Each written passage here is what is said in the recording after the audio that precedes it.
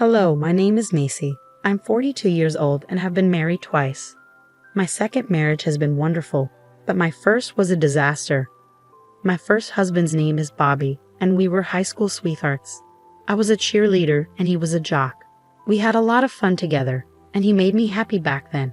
He was my first boyfriend, so I did everything for him because I thought he was the one I'd be with forever. We planned to go to the same university so we could stay together, but in my second year, when I was 19, I got pregnant. My family was upset, and I wasn't thrilled either. My mom kept telling me that life with Bobby wouldn't be easy. My family never liked him but couldn't really explain why. They just had a bad feeling about him. As a teenager, I wanted to prove them wrong and rebel, so I ignored their concerns.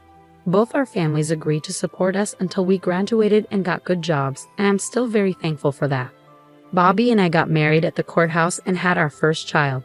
At first, Bobby was a great father, and I felt like I was proving everyone wrong. Then 2 years later, I got pregnant again. By then, I had graduated from college, but I had to quit my job to take care of the kids. Bobby worked 2 jobs to support us. Life was hard, but at that time, I felt that as long as I had Bobby with me, I could handle anything. But a couple of months after our second child was born, Bobby started acting very differently. I tried to talk to him about it, but he wouldn't listen. One day, I took the kids out for a walk and came back to an empty apartment. All of Bobby's things were gone. I panicked, and seeing me panic made the kids cry. I tried calling him several times, but it went straight to voicemail. I remember rushing to my mother's house with the kids crying while I tried not to break down. When my mother opened the door, she looked worried and let us in. "What happened?" she asked. "I think Bobby left me," I said. "What? What do you mean?" I took the kids for a walk, and when we got back, all his stuff was gone. I can't reach him. "Oh no, do you know why he might have left?" "I don't know. He'd been acting very differently for a while, but he wouldn't talk to me. And then today, he just left." "Okay, calm down. We'll wait a while, and if he doesn't come back, we'll file for divorce. I'll help you out." But I loved him. How could he do this to his children? I know. I wish I could find him for you and ask him all these questions, but we have to move on. Not because he'll heal you, but because you have 2 kids to raise. My mom was right. I spent the next few months painfully getting over him while raising 2 kids who looked a lot like him. I cried myself to sleep many nights, but eventually, months turned into years, and I slowly got over the pain. My kids obviously asked questions about their father, and when they were old enough, I told them the truth. They were devastated, but surprisingly understanding. As a family, we learned to live past the pain. My mom was a huge help and made raising 2 kids much easier than it would have been alone. 13 years after Bobby left, I met my current husband, Fred, at a bar during one of my friend's birthday parties. My mom was watching the kids, so I thought it was a good time to relax and have some fun with my friends. Most of the night, I stayed with my friends, chatting and laughing. Towards the end of the night, Fred approached me. My friends had been encouraging me to meet someone for years, but I was too traumatized by Bobby to try.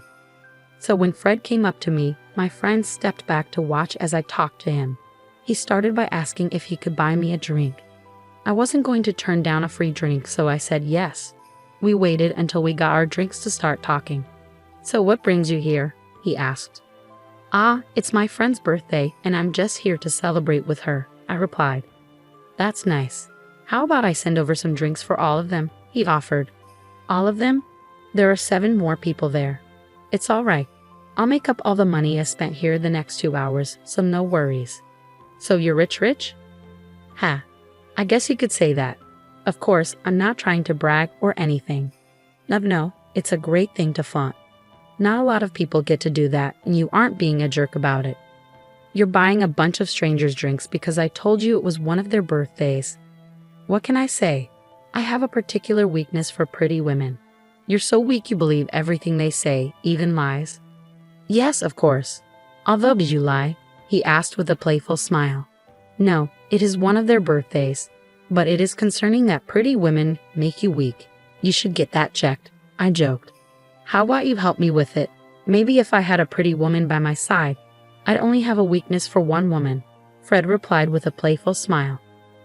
It was a confidence boost to be called pretty by Fred, especially because he was so handsome. He looked like he could be on the cover of Vogue. I surprised myself by flirting back with him. I was usually quite introverted, so I don't know if it was the drink or just Fred's charm, but I felt comfortable being flirty. Eventually, my friends came to get me, thanking Fred for the drinks. Before I left, Fred and I exchanged numbers. From then on, we talked all the time. We started with texts, then moved on to calls whenever we had free time or something interesting to share. We also started meeting up more often. At first, we met in public places, but as time passed, we began hanging out at each other's homes. I was shocked when I saw Fred's house for the first time. It was like a mansion. Fred laughed and told me to get used to his wealth because it would soon be mine. Fred was very open about wanting to marry me. He told me countless times how comfortable he felt around me, and that just made me love him more. He was also completely okay with me having kids. When I told him about Bobby, he was genuinely upset for me. After that, he went above and beyond to show me how much he cared about me. Fred and Bobby were like night and day, and being with Fred made me realize why so many people didn't want me to be with Bobby. I was glad I got out of that relationship, but I hated how it ended. Fred helped me heal and move on from it, which I was incredibly grateful for. We only dated for a year before getting married. We had a destination wedding and flew out our closest friends and family. My kids were thrilled for me and constantly told me how much they loved Fred, which was a huge relief for me. Life from then on was smooth sailing. Fred eased all my worries and even helped with my kids' education, despite me insisting I could handle it. He showed me that he accepted all of us, not just me. He decorated my kids' rooms exactly how they wanted them before we even moved in together. Fred did everything Bobby didn't and more. It was a true turning point for my family, and that's how we grew into what we are today. From then on, Fred and I had a child of our own, but he never treated my kids differently. About a year after our marriage, my kids asked him to legally adopt them, which was another big moment for our family. After that, we became one big family. We did all the things families do, going out to eat, going on vacations, having fun together, you name it. My career was going well, and Fred's company was thriving too. There wasn't a single thing wrong in my life. Before I knew it, 7 years had gone by. Then, one day, out of the blue, I got a call from an unknown number. "Hello," I answered. "Look who it is. It's Macy." "Who is this? Don't you recognize me?" "Ah, I don't think you remember much anyway. It's Bobby here. How are you doing?" the voice said. "Bobby? What the heck? How did you even get my number?" I asked, surprised. "Ah, I forgot how whiny you are. I just happened to come across your number and thought I'd give you a call to see how you've been," Bobby replied.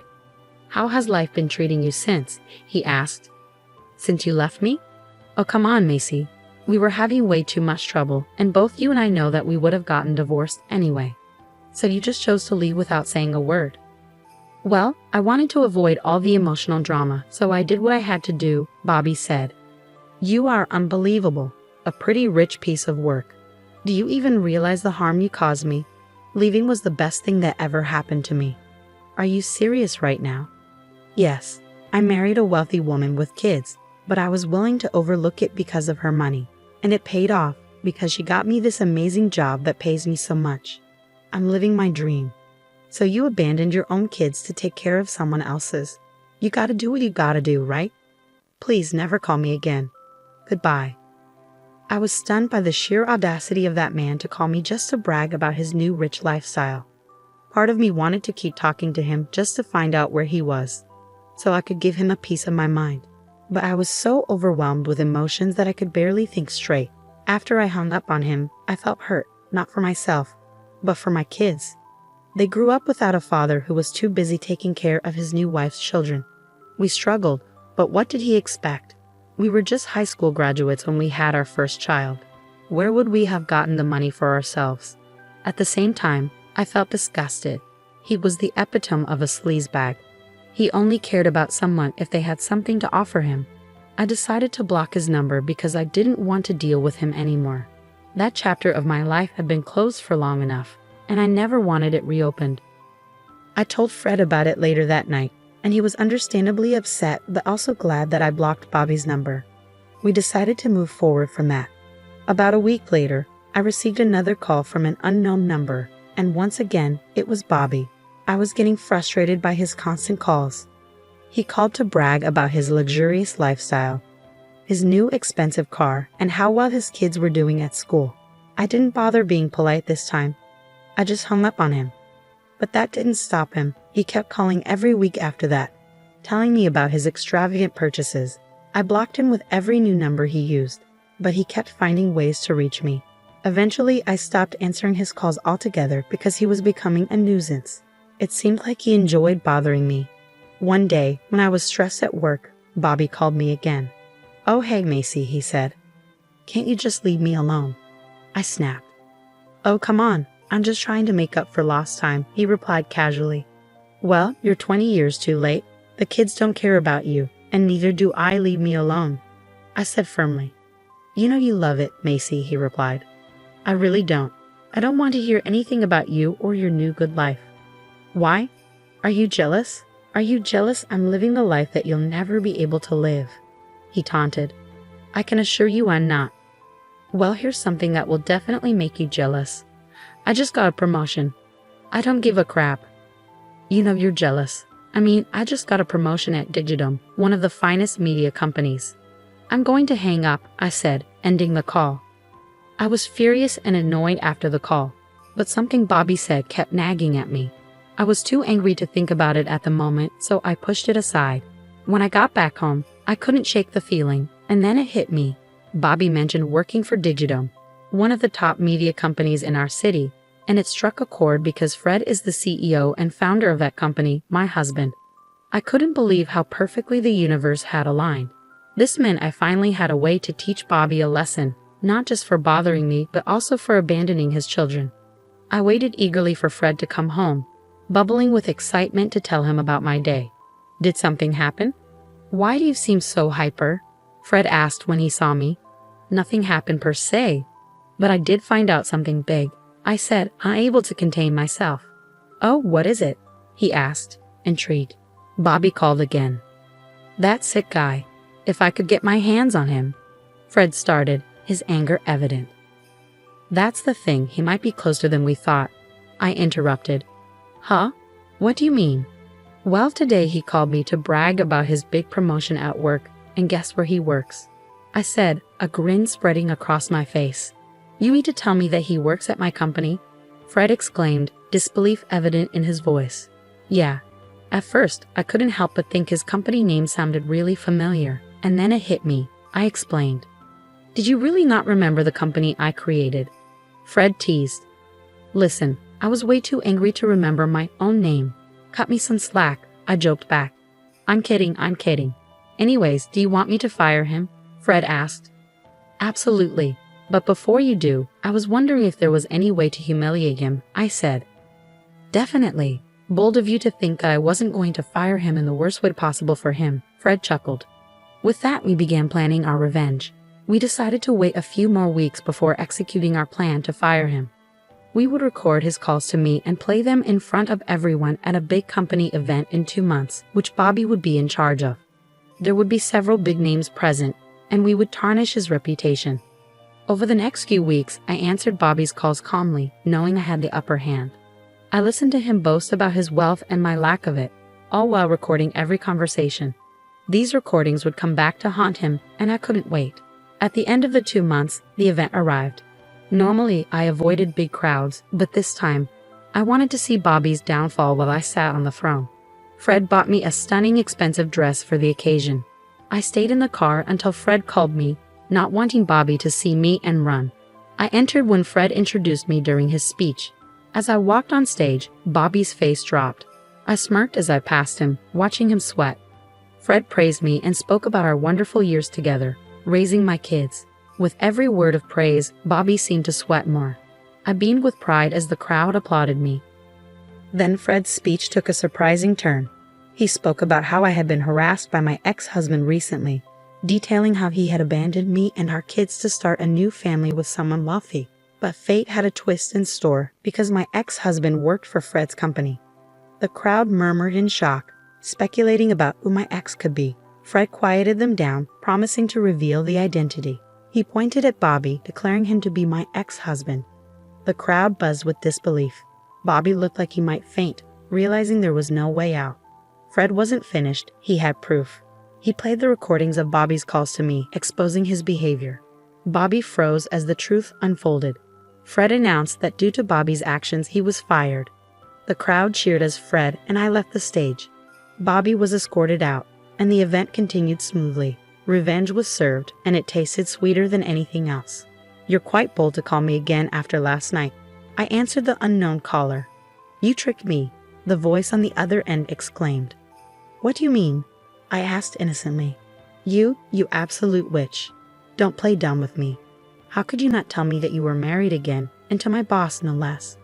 "As I've told you before, Bobby, I simply didn't care about you," I replied calmly. "I know that, but the least you could have done was inform me," he retorted. "So you would only stop harassing me if you knew who my husband was?